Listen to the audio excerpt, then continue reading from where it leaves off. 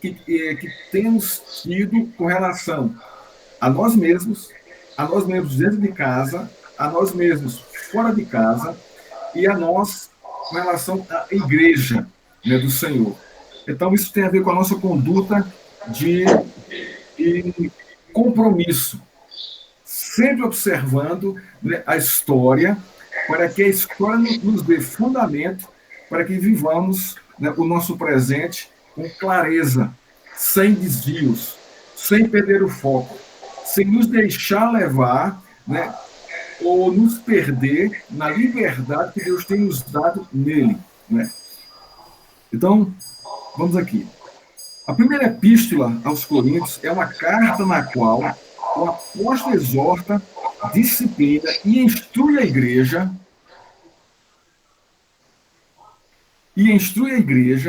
corrigindo a conduta cristã de seus membros. Então, o que Paulo está fazendo aqui é um papel profético. Ele está exortando a igreja, ele está disciplinando a igreja, ele está instruindo a igreja para corrigir a conduta desses irmãos, dos membros da igreja.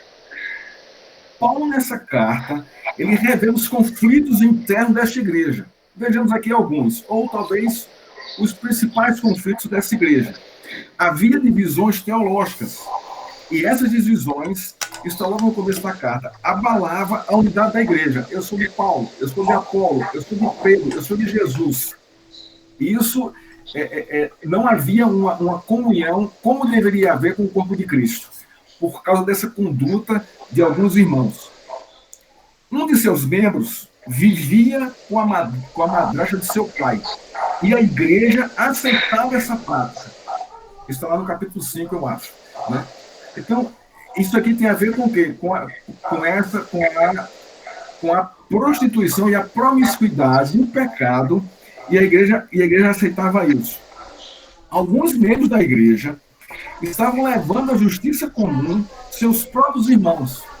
Isto é, havia uma incapacidade da liderança de chamar esses irmãos para solucionar os seus problemas internos na igreja. Não precisava ir à justiça comum.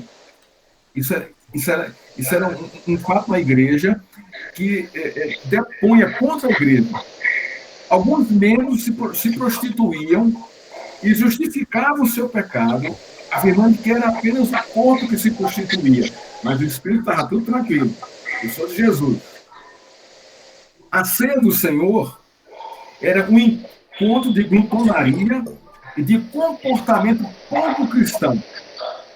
Paulo também está corrigindo isso aqui, exortando a igreja. Havia desordem no culto público quanto ao exercício dos dons espirituais. Havia um atropelo, não é, na questão do culto. E havia, por fim, um ensino herético que negava a ressurreição de Cristo e, igualmente, negava a impossibilidade da ressurreição de qualquer cristão. Então, a gente percebe que essa igreja é uma igreja bem complicada. Mas Deus levanta Paulo para trazer essa igreja para a realidade que ela está vivendo, para que ela ajuste a sua conduta de vida cristã aos modos que Deus exige em sua palavra. Agora, preste atenção. Seria um erro nós imaginarmos que o conteúdo desta epístola se aplica somente à situação da igreja de Corinto no primeiro século. Isso é um erro. Os princípios são aplicados a nós e ao nosso contexto. Muito embora as circunstâncias e os problemas das igrejas variem de época para época, os problemas continuam os mesmos. E as exortações do apóstolo Paulo são aplicáveis a nosso tempo com tanta eficácia como foram naqueles dias. Então, mais uma vez, Paulo está trazendo à igreja que ela centralize o seu foco em Cristo, nos seus princípios, na sua palavra, e que ela saiba viver como igreja, como corpo de Cristo. Que lições esse texto nos ensina, irmãos? Primeira lição: a igreja não deve ignorar os fatos marcantes da história de Israel, em hipótese alguma. Nós não devemos, hoje, em nosso contexto, nesse contexto que nós estamos vivendo, ignorar os fatos marcantes da história de Israel. Olha os versos aqui de 1 a 4. Irmãos, não quero que vocês ignorem que os nossos pais estiveram todos sob a nuvem e todos passaram pelo mar, e todos em Moisés foram batizados tanto na nuvem como no mar. Todos eles comeram do mesmo alimento espiritual e beberam da mesma bebida espiritual, porque bebiam de uma pedra espiritual que os seguia. e a pedra era Cristo. Então, Paulo está trazendo aqui, né, a experiência existencializada pelo povo de Israel quando caminhava no deserto. Esse aqui é o ponto. Ora, irmãos, eu não quero que vocês ignorem isso. Esse povo viveu esse contexto, viveu essa realidade. A preocupação de Paulo é que a igreja não ignore gratuitamente a história de Deus na história humana. A gente não pode perder isso de vista. Para nós não cairmos nos mesmos erros que caíram o povo que caminhou no deserto sob a liderança de Moisés. Paulo deseja que a igreja não cometa os mesmos erros que o povo de Deus cometeu ali no deserto, quando provaram de Cristo, comeram de Cristo, beberam de Cristo e mesmo assim não levaram em consideração essa realidade, esse contexto e essa verdade. Irmãos, isso pode acontecer conosco? Pode. Por quê?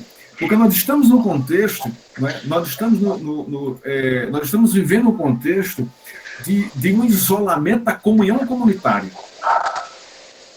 E, às vezes, nós começamos a perder o referencial de Cristo, da palavra. Por quê? Porque nós não paramos para ler, para meditar, para ouvir a Escritura. Então, nós podemos caminhar a nos desviarmos do foco e nos envolvermos com a nossa vida, com a nossa vida diária, sem perceber o que Deus está fazendo na história e como Ele tem se revelado no presente momento para a igreja. Paulo deseja que a igreja saiba quem é Deus, a sua soberania, o seu controle, a sua lei, a sua palavra, que Ele é o Senhor da igreja. E é Ele quem edifica a igreja. E nós devemos estar atentos a isso. Estamos isolados? Estamos, irmãos. Mas olha, nós não estamos... Isso não quer dizer que nós estamos perdidos e soltos. Nós estamos caminhando nesse contexto sob o pastoreio do Senhor Jesus. E nós temos que nos submeter a Ele e, no exercício da nossa vida piedosa, buscar a sua presença em leitura, em estudo, participando do contexto da programação da igreja, na escola dominical, nos cultos de quinta-feira, via os canais de comunicação, porque esse é o modo que Deus tem trazido para que nós não percamos a dimensão de quem Ele é, do que Ele está fazendo na história e dos seus propósitos para a nossa vida. Qual é? O nosso crescimento, o nosso fortalecimento na fé. Porque eu creio que para todo mundo aqui, irmãos, nós estamos vivendo o desafio da fé. De uma fé consciente, de uma fé prudente diante do Senhor. Há no coração do apóstolo Paulo um desejo ardente de que a igreja de Corintos se submeta à palavra de Deus. Se submeta aos princípios do Senhor. Dos versos 1 a 4. Paulo traz à memória da igreja o exemplo do que aconteceu com o povo do deserto. O povo experimentou a graça e o poder de Deus, mas não creram como deveriam crer. Isso pode acontecer com todo aquele que ouve a palavra de Deus e não a leva em extrema consideração. E nesse contexto que nós estamos vivendo, irmãos, isso pode acontecer conosco. Eu estou cansado. Eu não quero vir. Eu não quero entrar. Eu não quero participar. E você começa a se excluir desse contexto e começa a incluir na sua rotina diária programações que não vão te levar a um confronto com a verdade de Deus. Você vai começar a ver as séries, os filmes, as programações, tantas que tem aí nesses canais, né, nesses canais fechados, nos canais abertos. Isso vai lhe desviando e vai introduzindo em seu coração uma linguagem e uma ideologia que é contrária à Escritura. Por isso que é tão importante nós não perdermos o foco e não deixarmos de participar, né, das nossas pregações ao vivo e online. Paulo exorta a igreja para abram os olhos, vejam a história, analisem os fatos.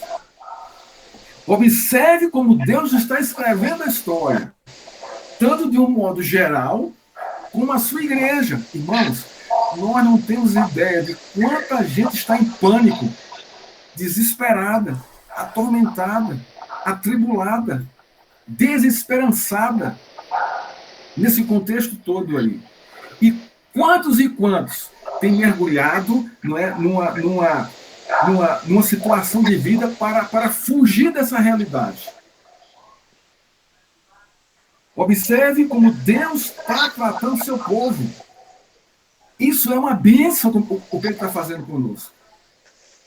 Imagina isso se isso acontecesse há 20 anos atrás. Nós estaríamos num isolamento total mesmo, porque não havia meio de comunicação. Não havia dessa forma. E a tendência era nós nos perdermos disso aí, porque não poderia haver contato. Olha como Deus é gracioso com a sua igreja e com o seu povo. E observe como Deus vem cumprindo as suas promessas. Terremotos, epidemias, furacões. Irmãos, as intensidades estão aumentando e Deus é glorificado quando essas coisas acontecem. Nós deveríamos dar graças a Deus por isso está acontecendo, porque se cumpre a sua palavra. E toda vez que se cumpre a sua palavra, ele é glorificado. Porque ela é verdadeira. E isso se cumpre para nós. Deus tem nos falado, através da sua palavra, nesses últimos dias, de uma forma muito clara e direta. Tem nos mostrado e nos revelado o seu consolo, o seu pastoreio, a sua boa mão conduziu a igreja. Nunca se produziu tanto como hoje nos canais sociais. Tanta pregação, ensino, pregação, debates, conversas, lives. Para quê? Para que a igreja não perca o foco, não saia, não se deixe ser engolida por essa onda, não é, que vem contra a igreja aí. A igreja, em nossos dias, não pode viver na ignorância voluntária e gratuita a respeito de Deus e do tempo em que ela vive. Nós estamos nos últimos dias. Ora, diz o apóstolo Paulo, tudo isto lhes acontecia como exemplo e foi escrito para aviso nosso, para quem já são chegado os fins dos séculos. Essa é a nossa mensagem de hoje. Estejamos atentos. Não é estar apavorado, não, irmãos. Não é isso, não. Mas é confiantemente, sendo grato a Deus, nos sujeitando a esse contexto, respeitando as autoridades até o ponto delas não interferirem nos princípios de Deus. Paulo está dizendo o seguinte: estamos vivendo os finais dos tempos. Não é tempo de vivermos divididos, intrigados, sem zelo pelo Senhor, dormindo para as coisas de Deus. Não é esse tempo, irmãos. Não é esse tempo. Cada um cuide de si mesmo e compartilhe com os outros aquilo que Deus tem feito em sua vida. É tempo de nos edificarmos como igreja e testemunharmos nossa fé em Cristo por meio da nossa santa conduta de vida, nesse contexto, a todas as pessoas. É tempo de, por meio do nosso compromisso cristão, termos comunhão com a igreja e testemunharmos da graça de Cristo.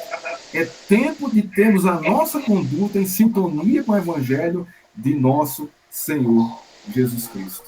Observando a história, para que nós não caiamos nos mesmos erros daquele povo que caminhou no deserto durante 40 anos. O povo viu, o povo experimentou, o povo viu o mar aberto, o povo viu o maná cair do céu, o povo viu da rocha, uma rocha brota água.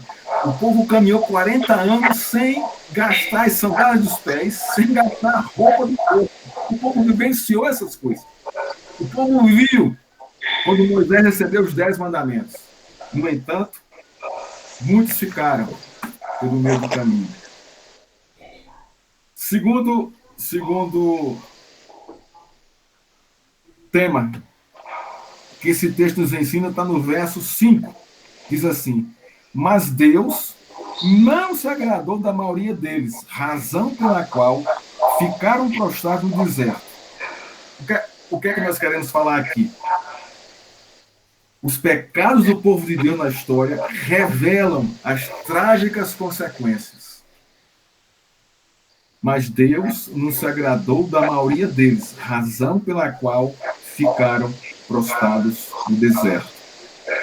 A geração que saiu do Egito viu e provou o milagre da libertação, da provisão do pão e da água, mas não entrou na terra prometida por causa da incredulidade, da imoralidade e da idolatria. A consequência do desleixo espiritual e do compromisso com Deus foi gravíssima. Deus não se agradou da maioria deles. O fato parece se repetir na igreja de Coríntios. Facções, imoralidades, contendas e intrigas, arrogância com os dons, irreverência na ceia e descrença na ressurreição de Cristo. Irmãos, o fato aqui é que Deus não se agrada desse contexto aqui. Mas quando Deus não se agrada do contexto que estamos vivendo, o que é que ele faz? Ele levanta os seus servos para nos exortar e nos levar ao arrependimento, para que nós venhamos a consertar a nossa comunhão com ele. Paulo traz o exemplo da peregrinação no deserto para revelar o caráter santo e fiel de Deus e o seu juízo, e o chamado de Deus para que esse povo se arrependa.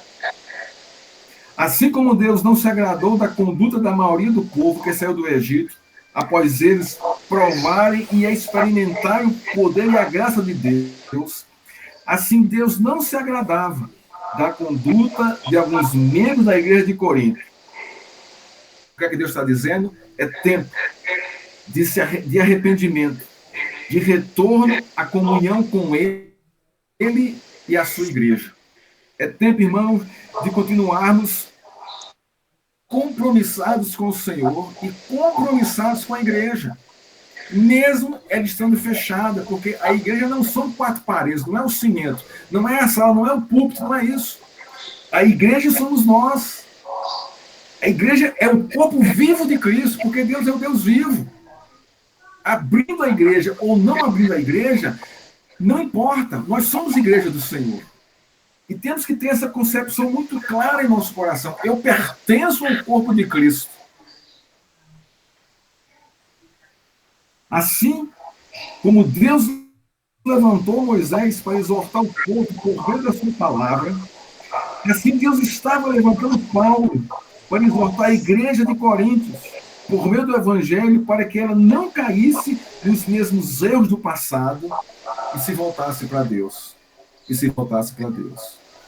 Irmãos, eu não estou aqui acusando você de estar nesse mesmo caminho que o povo estava quando caminhava no deserto. O fato aqui não é esse. A nossa aplicação aqui é outra. É a respeito do nosso compromisso, cuidando de nós mesmos e cuidando da igreja. Cuidando de nós mesmos como? Orando, lendo a palavra, estudando as escrituras. É dessa forma. Cuida de ti mesmo e cuida da igreja a qual você faz parte. Paulo exorta a igreja a não seguir o mesmo caminho daquele povo que caminhou sobre a liderança de Moisés. Ele torna a dizer: estas coisas se tornaram exemplos para nós, a fim de que não cobicemos as más coisas como eles cobiçaram. Nesse tempo de pandemia, temos amado, adorado e cultuado e servido a Cristo? Dentro da sua casa mesmo. Nesse tempo de pandemia, você tem cuidado de si mesmo? Porque, irmãos, esse tempo de pandemia está, de alguma forma, depurando a igreja do Senhor. Está, irmão, de alguma forma, separando o joio do trigo. Está, de certa forma, revelando aqueles comprometidos com a igreja do Senhor e aqueles que ainda não entenderam a realidade da vida cristã e o fim dos tempos. Essa é a verdade, irmãos. Essa é a verdade. Nós temos que estar atento a isso. E sermos gratos ao Senhor pela sua graça e misericórdia sobre nós. Pelo seu pastoreio, pelo seu conforto. É um tempo difícil? É difícil. Mas não é um tempo de desesperar e de abandonar a Deus. Antes, pelo contrário. É um tempo de caminharmos a sua presença quebrantado, orando ao Senhor e clamando a sua graça e misericórdia. O terceiro e último ponto. Paulo aqui faz 4 recomendações à igreja de Corinto. As 4 recomendações de Paulo à igreja de Corinto, versos 6 a 10. Versos 6 a 10. O que diz o texto? Ora, estas coisas se tornaram exemplos para nós, a fim de que não cobicemos as coisas como eles cobiçaram. Aí vem aqui a partir do verso 7. Não sejam idólatras, como alguns deles foram, conforme está escrito. O povo assentou-se para comer e beber e levantou-se para se divertir. Veja como isso se parece com nossos tempos. Estamos tão presos dentro de casa que saímos desenfreados para o quê? Para comer e beber e nos divertir e esquecemos do Senhor. O verso 8. E não pratiquemos imoralidade, como alguns deles o fizeram, e caíram mortos num só dia 23.000. Verso 9. Não ponhamos Cristo à prova, como alguns deles fizeram e foram mortos pelas serpentes.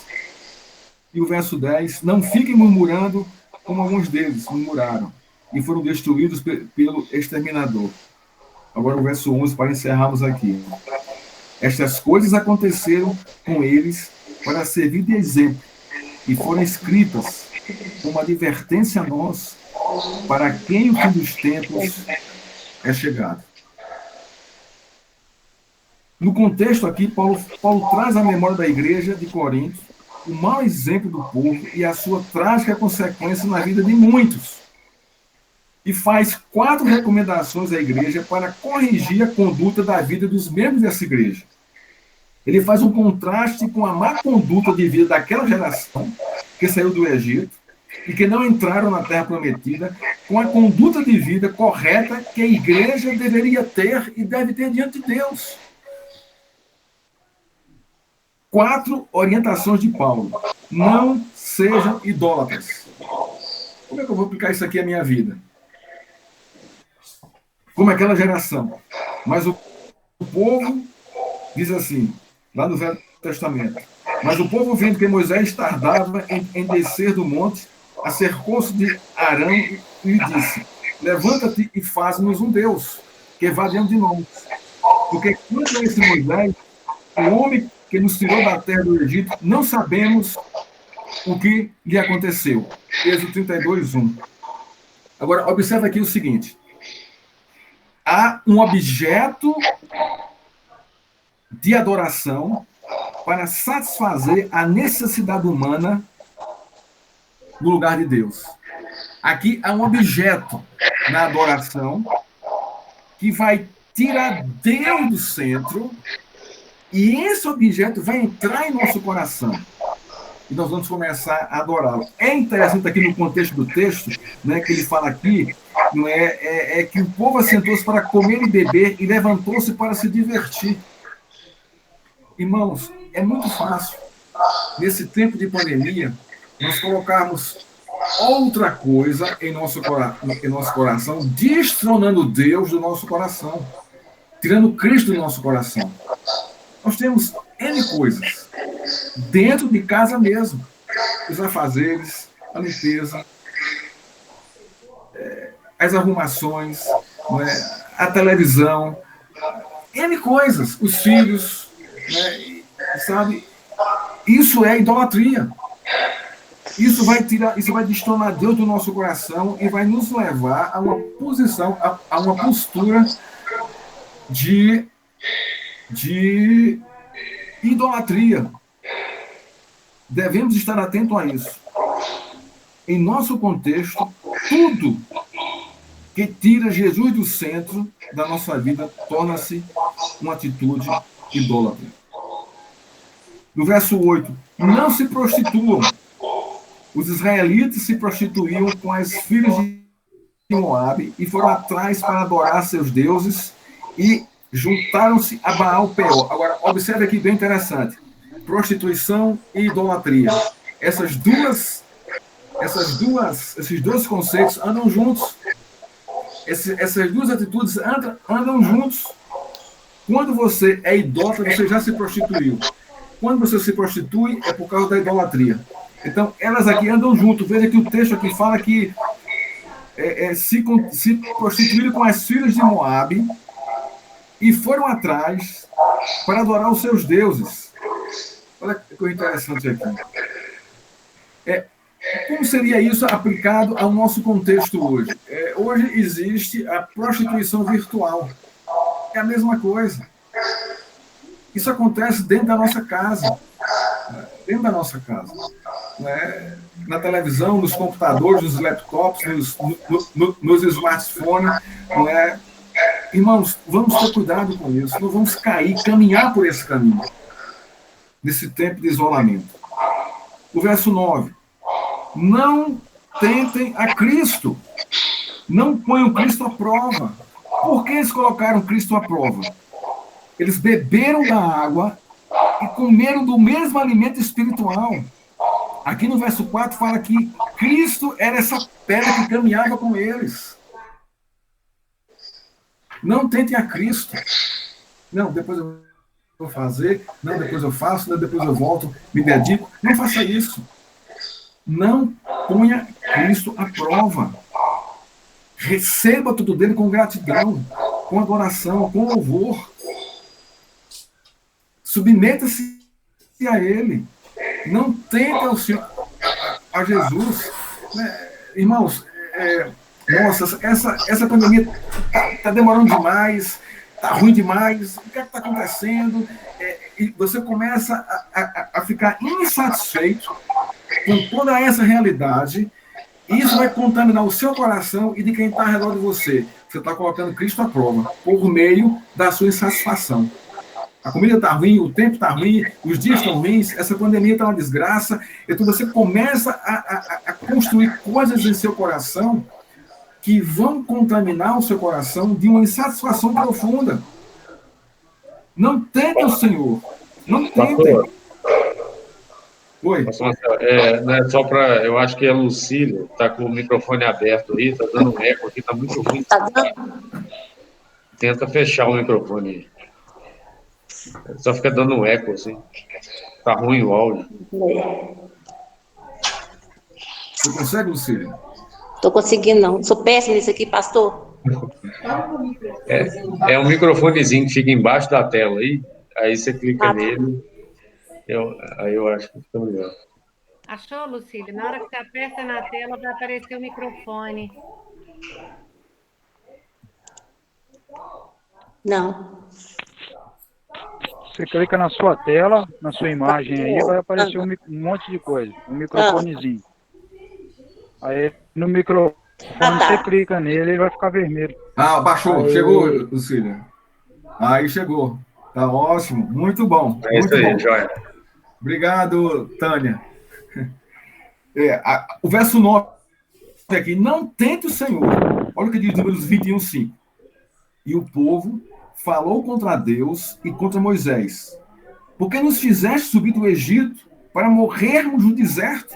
Por que essa pandemia? Por que está acontecendo? Olha, eu estou perdendo tudo. Por que isso, Senhor? Aí voltando aqui o texto. Pois aqui não há pão e não há água. Isso aqui é o povo reclamando no deserto. Aqui não há pão e não há água. E a nossa alma tem fastio deste miserável pão. Olha só, irmãos. Olha o que é tentar o Senhor aqui. A insatisfação com a realidade do exercício da fé levou esse povo a tentar a Deus. A insatisfação com a realidade e de colocar o exercício da fé nessa realidade levou o povo a tentar ao Senhor, levou o povo a tentar a Cristo. Eu não estou dando conta. Eu não estou aguentando mais isso. Está um horror esse negócio. Olha, sabe, então a gente começa a ficar insatisfeito com o que Deus está fazendo com a sua igreja. Irmãos, Deus está nos provando. Observe o que está acontecendo. E a aprovação de Deus é para nos aprovarmos, é para depurar a nossa fé, é para amadurecer a nossa vida. O fato aqui é esse, irmãos. Isso é um tempo de crescimento espiritual. É um tempo de nós desejarmos a todo custo, né, voltarmos para a igreja, buscarmos a Deus, ter esse desejo no coração, essa esperança no coração. E não nos entregarmos a esse contexto. Isso é normal, isso vai passar, vai voltar tudo ao normal, do mesmo jeito. Vocês estão entendendo? Isso é uma atitude de tentar ao Senhor. Porque, na verdade, a igreja deveria ser a primeira a estar atenta com toda essa realidade, com todo esse contexto, e aproveitar esse tempo para estarmos completamente submissos à vontade do Senhor. Não é estar em casa de braço cruzado, não, tá, irmãos? Não estou dizendo isso, não. Você pode trabalhar conforme as restrições, mas não está insatisfeito com essa realidade. Porque Deus é responsável por ela. A gente pode culpar até a China por ter vindo de lá esse vírus, mas olha, no Antigo Testamento, Deus usou várias nações para se levantar contra Israel. A Síria, Babilônia, Roma. E aí? O povo, claro, muita gente se levantava em revolta contra essas nações, mas acabavam sendo mortos. Mas o povo cristão do primeiro século entendeu as coisas. Entendeu.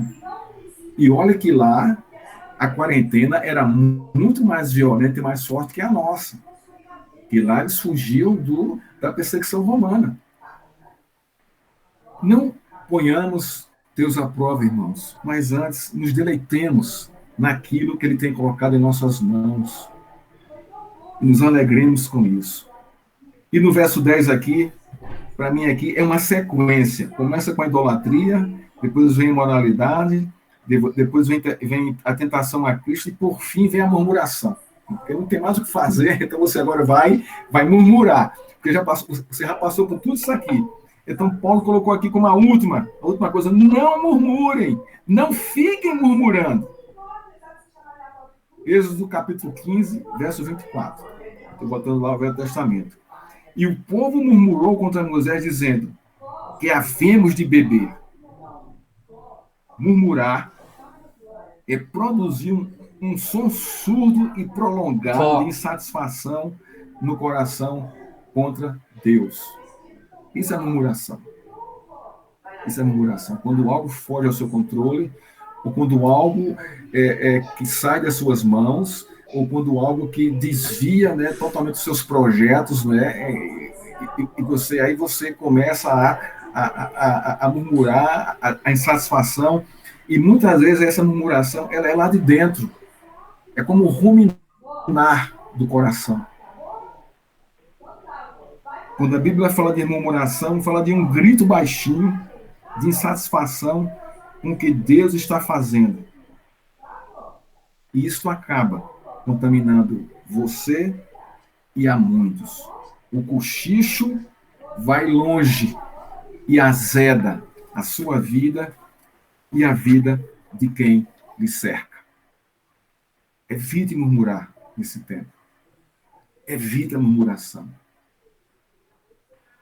Quando não aceitamos o agir de Deus e dos seus propósitos em nossa vida, nos rebelamos contra Deus por meio da idolatria, da murmuração, e tentamos a Deus com a nossa insatisfação. Essa é a realidade.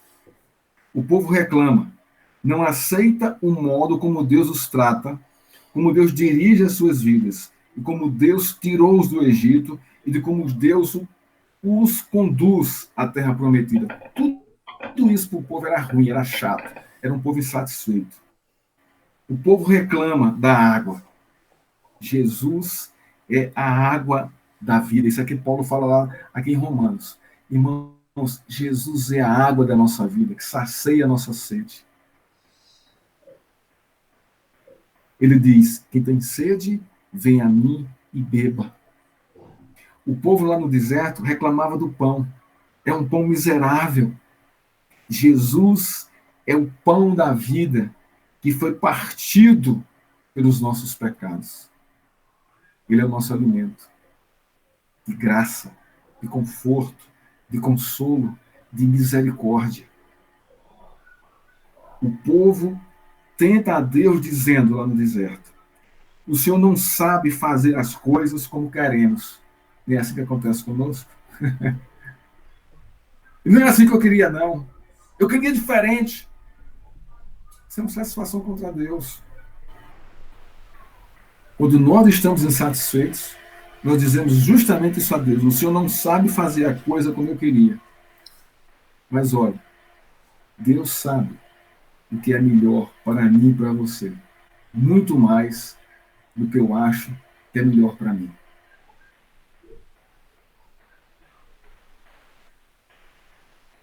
O povo tenta a Deus, dizendo, esse deserto não é para mim.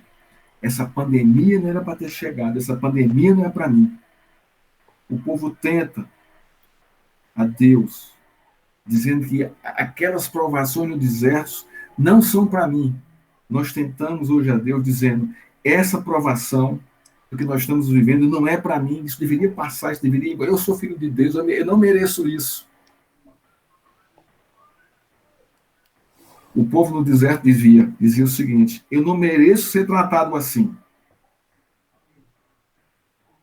Nós dizemos a Deus, muitas vezes, eu não merecia estar passando pelo que eu estou passando. O que é que eu estou dizendo?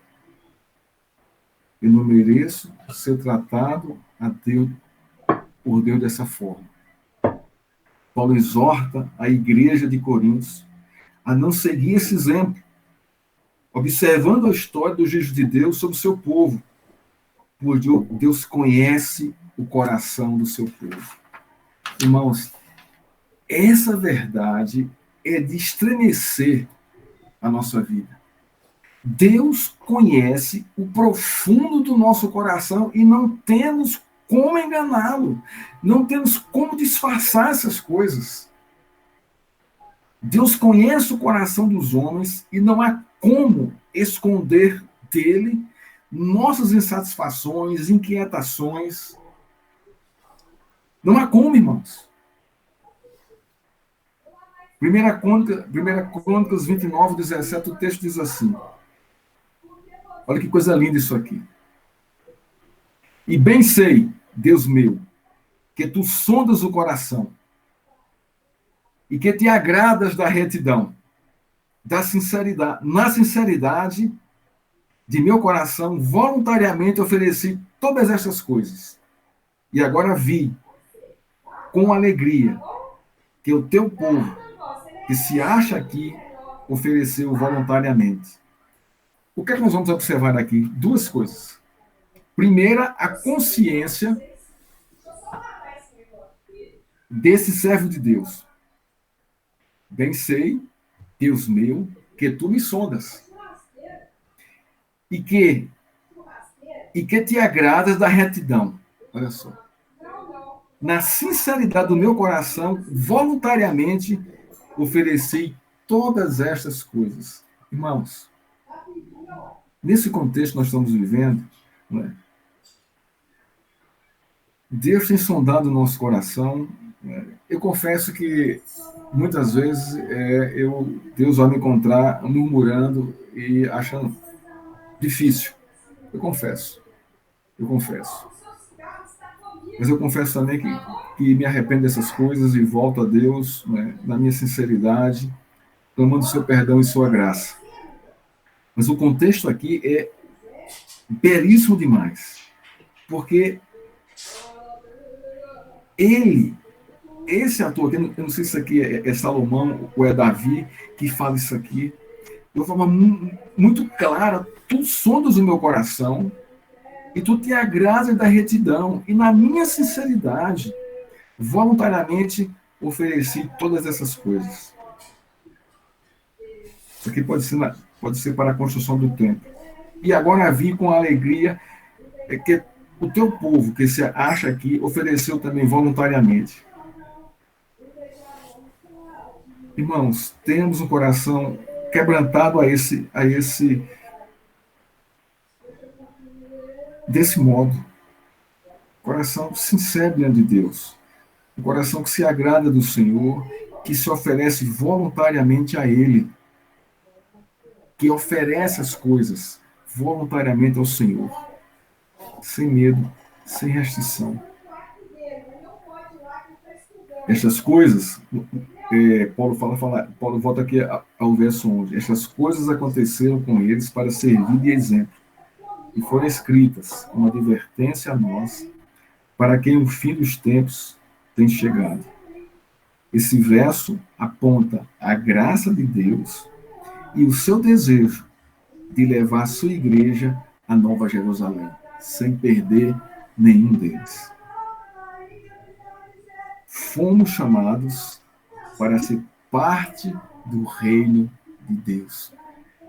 Fomos chamados para pertencermos ao Senhor e nos alegrarmos na sua graça, bondade e misericórdia.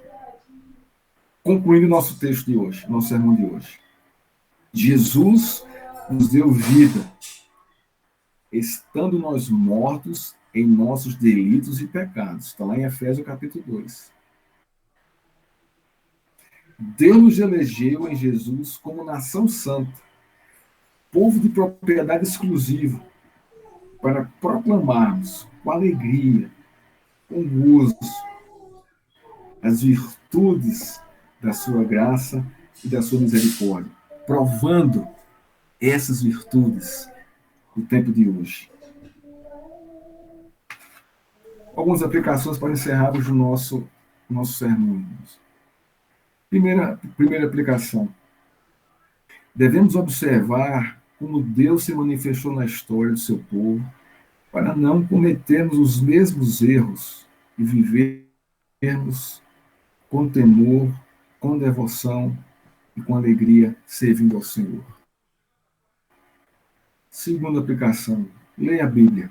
Nela, Deus se revela de uma forma graciosa, bonita, de uma forma maravilhosa. Terceira aplicação. Viva nesse contexto que estamos vivendo hoje, grato a Deus e esperando nele até que ele cumpra seus propósitos. Irmãos, que Deus nos abençoe e nos fortaleça em sua graça e em sua palavra.